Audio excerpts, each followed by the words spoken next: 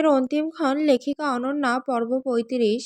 সূর্যমামা ওঠার আগে আজ আহানাফ উঠে পড়েছে। সামনে তার এক্সাম। সে তো ভুলেই বসেছিল যে সে একজন স্টুডেন্ট। মনোযোগ তার পড়ার টেবিলে। ঘণ্টাখানেক পড়ার পর উঠে দাঁড়ালো সে। ঘড়ির কাঁটা ৮-এর ঘরে। আহানাফের ঘুম পাচ্ছে। সে কিচেনে গেল কফি বানাতে। যাওয়ার আগে কুহুরুমে একবার উকি দিয়ে গেল। কি খেলটাই না দেখালো কাল। আহানাফ নিজ ঠোঁট স্পর্শ করতেই মুচকি হেসে ফেলে। কিচেনে যাওয়ার সময় ডাইনিং টেবিলে নজর গেল তার। কিছুক্ষণের জন্য থমকে গেল সে। ঘাড় ঘুরিয়ে একবার কুহুর রুমের দিকে তাকালো। এরপর জুসের বোতলটা হাতে নিয়ে বলল, এটা তো জুস ছিল, ওয়াইনের বোতল তো পুরো ভরা, তার মানে। আহানাফের ঠোঁটের কোণ বেঁকে গেল। কিন্তু তিলোত্তমা এমনটা কেন করলো? যদি কাছে আসারই হয় তবে এমন করেই কেন?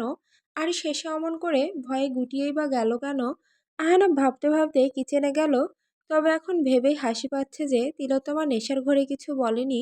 সেও আহানাফকে চাইছে। তবে অভিনয়টা এত নিখুঁত কিভাবে করলো? আহারাপও ধরতে পারল না। ইস, কাল সিগারেটটা না খেলে আজ সকালটা অন্যরকম হতো রে। আহনাফের নিজের উপর রাগ হলো। হঠাৎ বেল বেজে উঠল।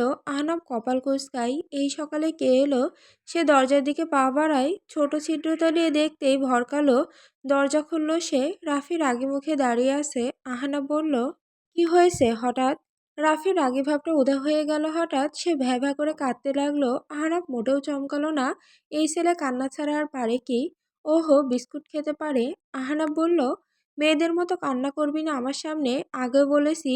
ভাই রবি হি কুতুব। আহনাফ ধমকে উঠল, চুপ। তুই নিজে বুঝছিস যে তুই কি বলছিস? কান্না বন্ধ কর, না করলে এক ঘুষিতে নাক ফাটিয়ে দিব। রাফি হেসকি তুলতে তুলতে আবার একইভাবে বলল, আরো।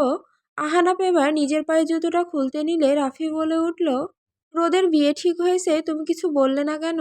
আহনাফ সোজা হলো। এরপর কিছু না বলেই ভেতরে চলে যায়। রাফিও দরজা লাগিয়ে পেছনে ছুটল। ভাই, ও ভাই, আমার রোদ। আহনাফ 2 কাপ কফি বানিয়ে সোফায় এসে বসলো। একটা রাফির দিকে বাড়িয়ে দিল। রাফি নিয়ে টেবিলে রেখে বলল, ও ভাই, আমার রো।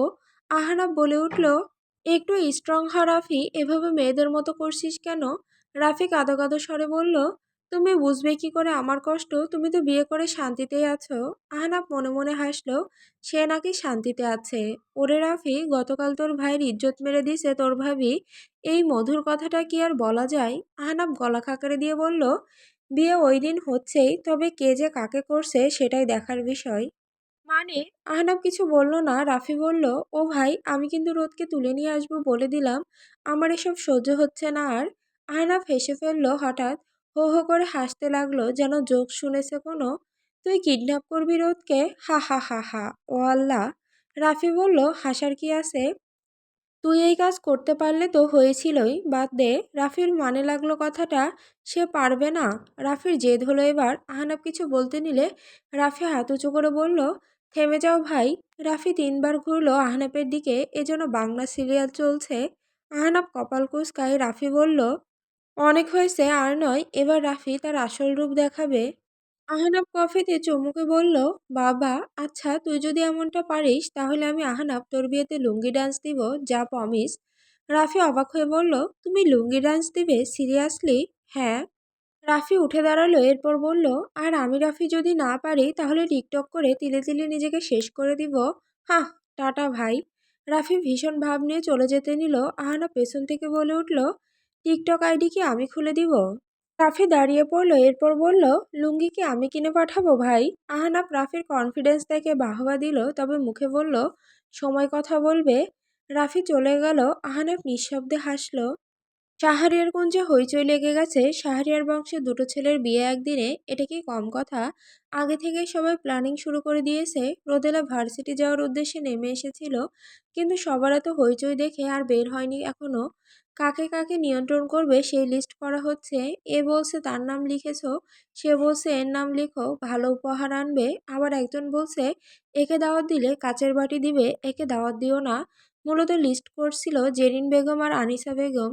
অখিল শাহরিয়ার আর সাজ্জাদ শাহরিয়ার শুধু দেখে যাচ্ছে এদের। রাহুল বলল, সবাইকে জানিয়ে বিয়ে করব, কিপটামো না করে সবাইকে দাওয়াত দাও।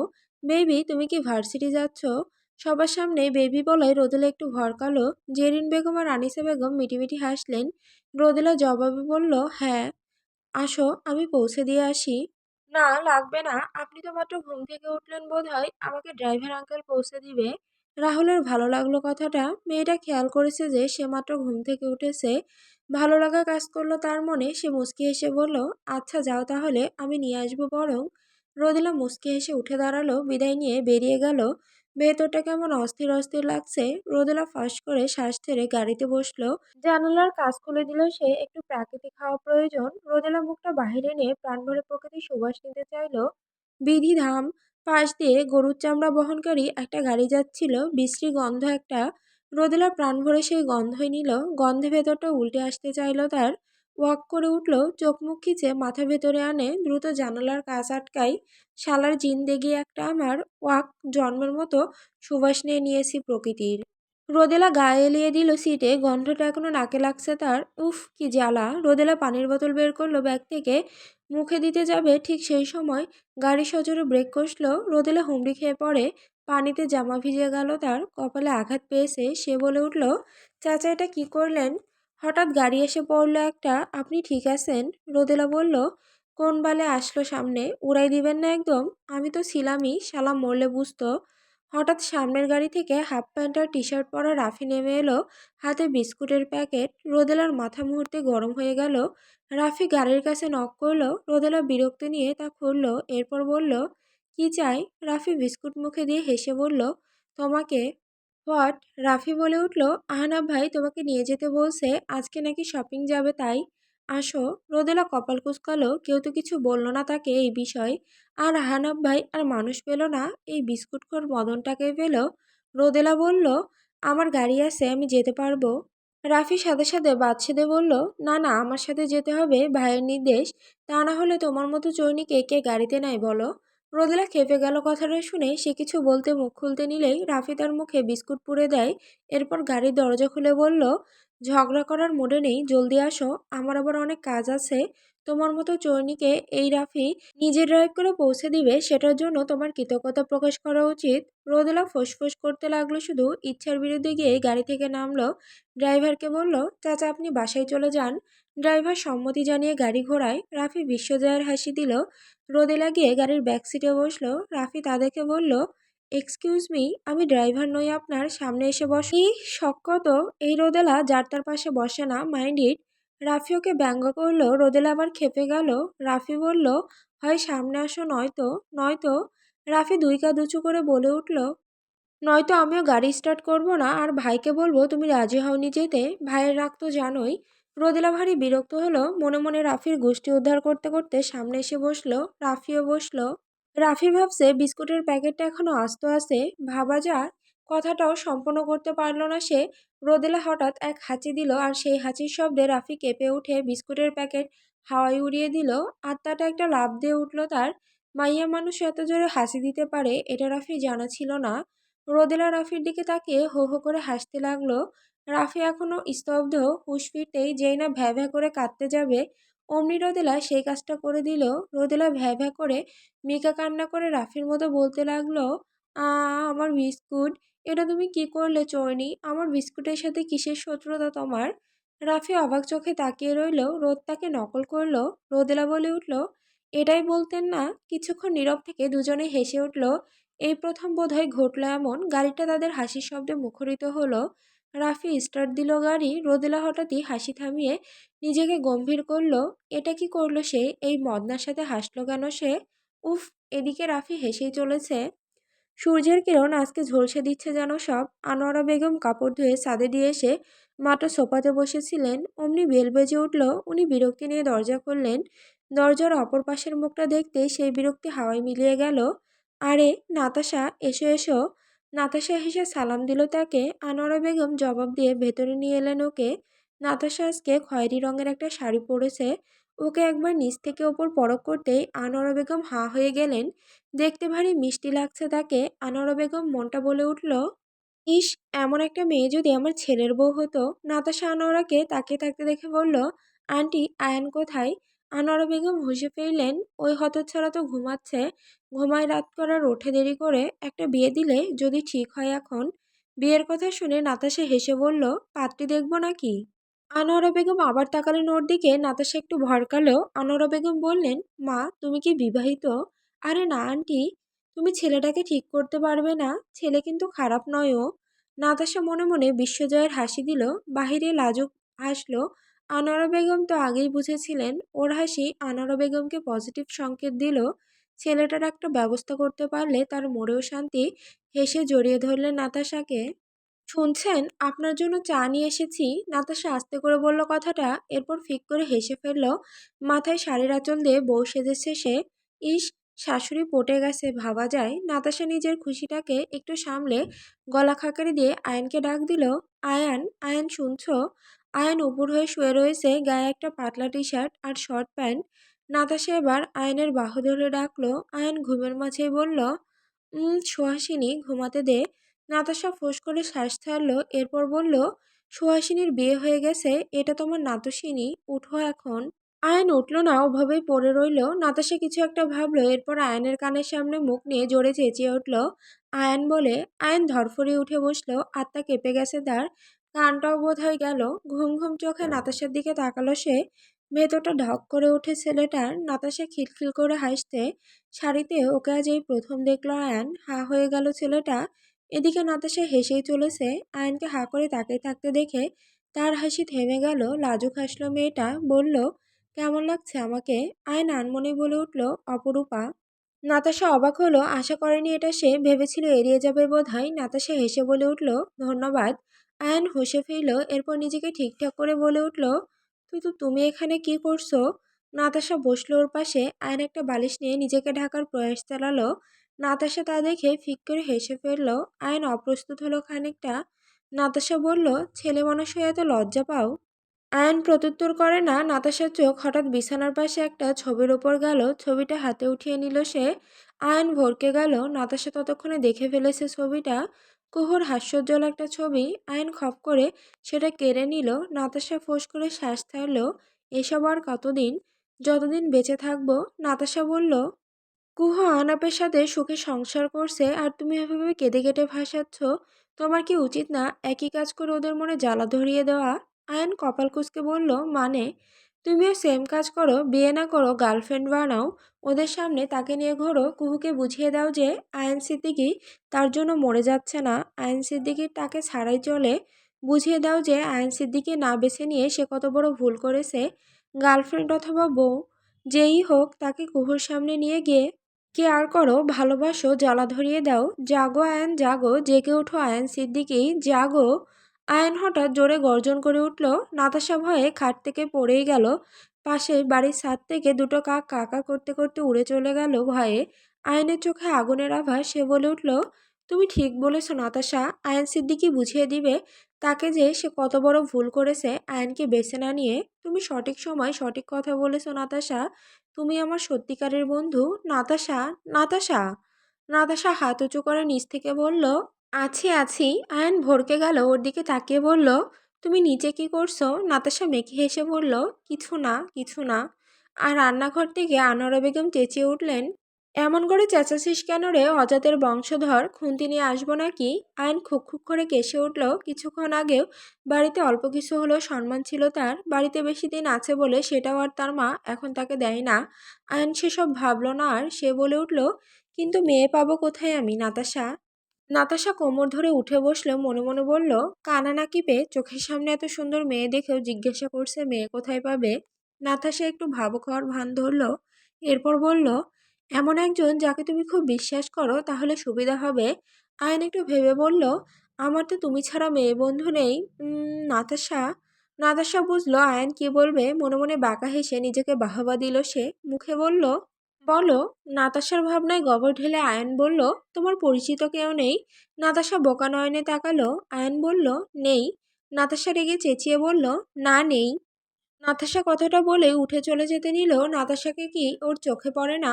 আয়ন এদিকে বুঝলো না নাতাশার রাগের কারণ কি। একটা ভেবে সে নাতাশা বের হওয়ার আগে বলে উঠল, তুমি আমার গার্লফ্রেন্ড হবে? মিথ্যা মিথ্যা।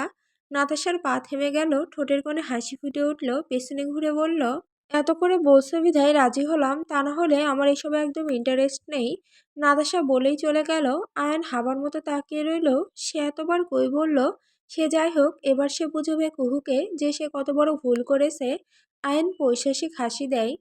ঘড়ির কাঁটা 10-এর ঘরে পৌঁছাতেই কুহুর ঘুম ভাঙল। পিটপিট করে তাকাতেই চমকে উঠল। আহানাপ একদম তার মুখের সামনে, তার দিকে তাকিয়ে কুহু কাঁপা কাঁপা স্বরে বলল, কি কি কি দেখছেন? আহানাপের ছোট জবাব, তোমাকে। কুহুর হঠাৎ কাল রাতের কথাগুলো মাথায় আসতেই ভয়েরা ঘিরে ধরল। কি নাটকই করলো সে কাল, কিন্তু আহানাপ তাও তাকে কাছে টেনে নেয়নি। শেষে যদিও কুহুর নিজেরই অতীতের কথা মনে পড়ে বাজে হাল হয়ে গিয়েছিল, কিন্তু আহানাপ তো চাইলেই পারতো সেসব অবজ্ঞা করে জোর করতে, কারণ কুহু যেভাবে উস্কিয়ে দিয়েছিল তাকে, তাতে ছেলেটা সত্যিই ভালো। কুহুর মনে আর সন্দেহ নেই রেনান ভুলভাল বুঝিয়েছিল তাকে গতকাল, কিন্তু ভয়টা হচ্ছে আহনাব কি বুঝে গেল। আহনাব হঠাৎ ওর দিকে আরো ঝুঁকলো। তার নিঃশ্বাসও কাউন্ট করা যাবে এত নিকটে সে। কুহু একটা শুকনো ঢোক গেল। আহনাব তার সিগারেটে পোড়া ঠোঁট নেড়ে বলল, গতকাল সিডিউস করে পরে ভেবে দূরে সরিয়ে দিলে, দ্যাটস নট ফেয়ার তিলোত্তমা। কুহুর ভেতরটা কেঁপে উঠল। সে কিছু বলতে নিলে আহনাব তার ঠোঁটে আঙুল স্পর্শ করে বলল, শ্, কোনো কথা নয়, নর্মাল একটা জুস খেয়ে আপনার নেশা হয়ে গেল ম্যাডাম। এত নাটক কেন করলেন ধৈর্যের পরীক্ষা নিতে? তবে এখন বলুন তো, আমি কি পাশ করেছি এই পরীক্ষায়? আহনাপের গরম শ্বাস আছড়ে পড়ছে তার মুখের ওপর। কুহু কিছু বলে না। আহনাপ আঙুল সরিয়ে নিয়েছে, তবে কুহুর উত্তর না পেয়ে বলল, I think I win, right? কুহু ঠোঁট কামড়ে উপনিষ মাথা নাড়ে। আহনাপের ঠোঁটের কোণ বেঁকে গেল তা দেখে। তা এখন তাহলে আমার প্রাইসটা? কুহু কাঁপা কাঁপা স্বরে বলল, আমি আসলে ওভাবে কিছু করতে চাইনি কাকা কাল। আসলে কাল। আহনাব তার কথা সম্পূর্ণ হতে দেয় না, বাধা দিতে চায় তার ওষ্ঠের দ্বারা। কুহু ভরকায়, পুরো কথাটা শোনা দরকার তার।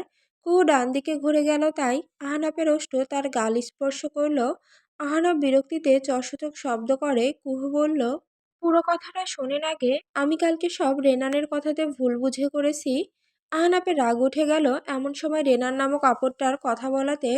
কুহু বলে উঠল, সে আমাকে গতকাল উল্টোপাল্টা বলেছে যে আপনি আমাকে শুধু ভোগ করতে বিয়ে করেছেন। আপনি? আহনাপ আচমকা কুহুর হাত ছেড়ে দিল। ও বলল, আর তুমি বিশ্বাস করে ফেললে? কুহু কিছু বলতে নিলে আহনাপ তাচ্ছিল্য করে হেসে বলল, ওয়াও, এই বিশ্বাস তোমার আমার ওপর? ওহো, তুমি তো আমাকে ভালোই বাসনি কোনোদিন। বিশ্বাস করবে কেন আবার? আহনাব। আহনাব উঠে গেল। এরপর বলল, একটু আগে আমার কাজের জন্য আমি খুব দুঃখিত। আপনার যদি মনে হয় আমি আপনাকে এজন্য এখানে রেখে দিয়েছি, তাহলে প্লিজ চলে যাবেন, আমি আটকাবো না। আহনাব কথাগুলো বলে চলে যেতে নিলে কুহু তার হাত ধরে ফেলল। আহনাব, ভুল বুঝছেন আপনি আমাকে। আমি ওকে বিশ্বাস করিনি। আমি তো শুধু শুধু গতকালকের নাটকটা। হ্যাঁ, তুমি একটু হলেও বিশ্বাস করেছো কুহু, বাদ দাও। কুহু। আহনাপের মুখে কুহু ডাকটা বড্ড বেমানান লাগলো। বুকটা চিনচিন করে উঠল। কুহু হঠাৎ ভাঙা স্বরে বলতে লাগলো, আহনাপ ভুল বুঝবেন না প্লিজ। আপনাকে বিশ্বাস না করলে আপনার কাছে নিজেকে সঁপে দিতাম আমি, বলুন। বললাম তো বাদ দাও, তবে এমন কিছু মনে হলে চলে যাও কুহু। আহনাব আর কেমন তা সে মুখে বলে বোঝাতে চায় না। যেদিন চিনবে ঠিক করে সেদিন ফিরে এসো বরং। হাত ছাড়ো কুহু, ছাড়ো। আহনাব কুহুর হাত ঝটকা মেরে সরিয়ে চলে যেতে নেয়। আহনাব মনে মনে কাউন্ট করছে আর দরজার দিকে এগোচ্ছে। 1, 2, 3, 4, 5। কুহু দৌড়ে এসে আহনাবকে জাপটে ধরলো পেছন থেকে। কাঁদছে মেয়েটা। এইভাবে কষ্ট দিবে না আহনাব। আমি আপনাকে ছাড়া থাকার কথা যে এখন ভাবতেও পারি না। ভালোবাসি আহনাব, এভাবে কষ্ট দিবেন না। আহনাব হাসছে এদিকে বহু কষ্টে। গম্ভীর স্বরে বলল, রাগ উঠে আসে কুহু, ছাড়ো। কুহু কাঁদতে কাঁদতেই বলল, বালের কুহু, তোর নানি কুহু, আমি তিলোত্তমা, কোনো কুহু টুহু না। আহনাব বলল, ছাড়ো আমাকে, রাগের মাথায় কিছু করে কষ্ট দিতে চাইছি না তোমাকে। কুহু ছাড়ল তো না, বরং আরো শক্ত করে চেপে ধরল। না না, ছাড়বো না। কুহু হঠাৎ ওকে পেছন থেকে ছেড়ে সামনে এসে জড়িয়ে ধরে। আহনাব ঠোঁটে কামড়ে হাসি আটকানোর চেষ্টা করে। কুহু বলে উঠল, আমি বিশ্বাস করি আপনাকে, অনেক বিশ্বাস করি। প্রমাণ? আহনাব এক ভ্রু উঁচু করে জিজ্ঞেস করলো। কুহুর ভেতর উথাল পাথাল করছে। সে কিছু ভেবে না ভেবেই আহনাবকে ছেড়ে পা উঁচু করে ওর ওষ্ঠে চুমু খেতে চায়। আহনাব লম্বা হওয়ায় পৌঁছাতে পারছে না। থুতনিতে চুমু খেলো তাই। আহনাব বলল, রাগ উঠে আসে, মরতে চেয়েও না। মেরে ফেলুন, তবু ছেড়ে যাবেন না। Are you sure? কুহু কিছু না বলে আহনাব তাচ্ছিল্য করে হেসে চলে যেতে নেয়। কুহু কেঁদে বলে উঠল, ইয়েস, কিল মি। আহনাব থামে, ফিরে তাকায় কুহুর দিকে। ঠোঁটের কোণে খেলে গেল অদ্ভুত এক হাসি। মনে মনে বলল, তুতক ফাঁস গায়া বাঙ্গি। হঠাৎই আহনাফ এসে কুহুকে কোলে তুলে নিল। আহনাফ বিছানায় শুয়ে দিতে কুহু নাক টেনে বলল, রিভলভার কি সাথে করে এনেছিলেন? এখানেই মারবেন? আহনাফ থেমে গেল, বলদ হয়ে গেল। সে বলল, রিভলভার দিয়ে কি করব? আপনি না বললেন যে মারবেন? আহনাফ কিছুক্ষণ তাকিয়ে রইল ওর দিকে, এরপর হঠাৎই হেসে ওর কানের কাছে মুখ নিয়ে বলল, এই মার সেই মার নয়লা, এই মার আহনাফের স্পেশাল ভালোবাসার মার। কুহু হতভম্ব হয়ে বলল, অ্যাঁ? আহনাফ বলল, প্র্যাকটিক্যালি বোঝায় আসো। কুহু কিছু বলার আগে আহনাফ কুহুর ওষ্ঠ আঁকড়ে ধরে গভীর থেকে গভীর হচ্ছে সে। কুহু যেন চেয়েও পারল না বাধা দিতে। আহনাফ কুহুর হাত নিজের হাতের দ্বারা আঁকড়ে ধরে। আহনাফ বেসামাল হয়ে যাচ্ছে, দিন দুনিয়া ভুলে বসেছে। প্রিয়তমাকে আজ ভালোবাসার চাদরে মুড়িয়ে নিবে সে। সবটা দিয়ে ভালোবাসবে আজ সে। ওষ্ঠ ছেড়ে গলায় মুখ গুজতে যাবে, অমন সময় ঠাস করে বেলুন ফাটানোর শব্দ হলো। আম্মা! সারপ্রা! ভয়ে আর্তনাদ করে দূরে সরে আসে আহনাফ। কুহু নিজেও ভয় পেয়েছে। আহনাফ পেছন ঘুরে তাকায়, দেখলো তার কলিজার বন্ধু মহল হাতে বেলুন নিয়ে দাঁড়িয়ে। বিয়ে ঠিক হয়েছে, এজন্য হয়তো এসেছে শুভেচ্ছা জানাতে। সবাই হাঁ করে তাকিয়ে রয়েছে ওদের দিকে। আহনাফ রক্তচক্ষু নিক্ষেপ করলো তাদের পানে। ওরা হাঁ করে তাকিয়ে। কুহু এদিকে লজ্জা পেয়ে আহনাফকে ধাক্কা মেরে দৌড় লাগালো ওয়াশরুমের দিকে। আহনাফ রেগে লাল। এদিকে কুহুর দৌড় দেখে সবাই হাসিতে ফেটে পড়ল। আহনাফের আগে লাল হয়ে যাওয়া মুখ দেখে তো আরও হাসছে ওরা। ফ্লোরে বসে পড়েছে হাসতে হাসতে। আহনাফের রাগকে বাড়িয়ে দিতে আদিত গান ধরল একটা, তুমি জ্বালাইয়া গেলা মনের আগুন নিভাইয়া গেলা না। আহনাফ বালিশ ছুঁড়ে মারল ওর দিকে। আহনাফ রেগে ওদের দিকে তেড়ে যেতে নিলে সব কটা উঠে দৌড় লাগায়। হাসছে আর দৌড়াচ্ছে সব। আহনাফও তাড়া করছে ওদের। আজ এক টাকাও ছাড়বে না সে। তার ফ্ল্যাটের চাবিটা ওদের কাছ থেকে আজই নিয়ে নিবে সে। তা না হলে বাসর আর হবে না তার। ছোটবেলার স্বপ্নখান স্বপ্নই রয়ে যাবে।